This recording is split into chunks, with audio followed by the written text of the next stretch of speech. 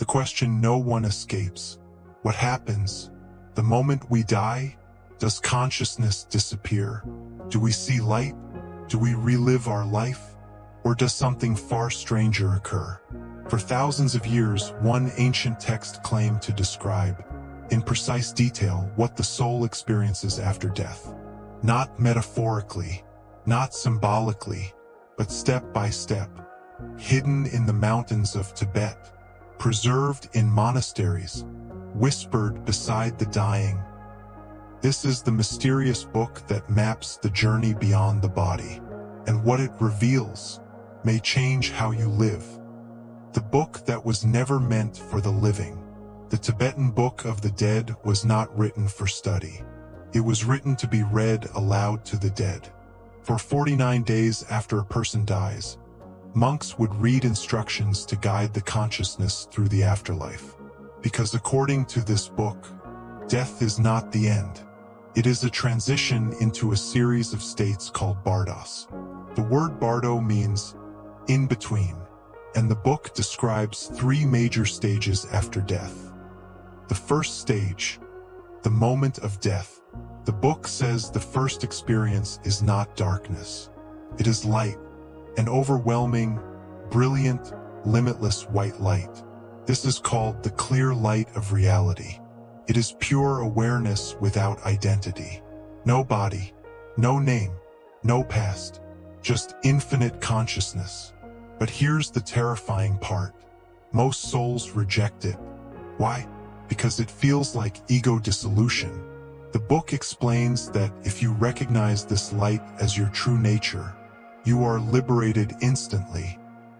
But if fear arises, you fall into the next stage. The second stage, visions and deities. After rejecting the clear light, consciousness enters a realm of visions. Peaceful beings appear first. Radiant deities, brilliant colors, sacred sounds. But the book says, these are projections of your own mind. If you recognize them as reflections of consciousness, you awaken. But if you fear them or cling to them, they transform. The peaceful deities become wrathful. Monstrous forms, intense sounds, overwhelming imagery. The book insists, they are not external beings. They are your unresolved emotions, magnified. Fear turns light into monsters. Recognition turns monsters into light. The life review. In the next stage, the soul experiences a panoramic replay of its life. But not from your perspective, from everyone else's. You feel every pain you caused, every kindness you offered, every word that shifted someone's path. There is no judge, no external punishment, only awareness. The book describes this as karmic self-recognition, not reward or hell, but energetic consequence. The third stage, the pull of rebirth. Eventually, consciousness feels a pull, a gravitational attraction, the desire to exist again. The book describes souls being drawn toward parents, toward wombs, toward emotional resonance. And here's the most mysterious part. It says your emotional state at death influences your rebirth. Attachment leads to return.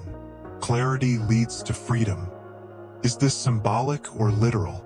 Modern researchers and near-death experience survivors report similar patterns. Brilliant light, life review, encounters with beings, choice to return. Is the book describing a metaphysical geography or the architecture of consciousness itself? Some psychologists believe the bardos represent the mind dissolving. Some mystics say it's a real intermediate realm. The book remains neutral, simply says, recognize what you see as your own mind. What this means for the living. The real purpose of this book is not to prepare you for death.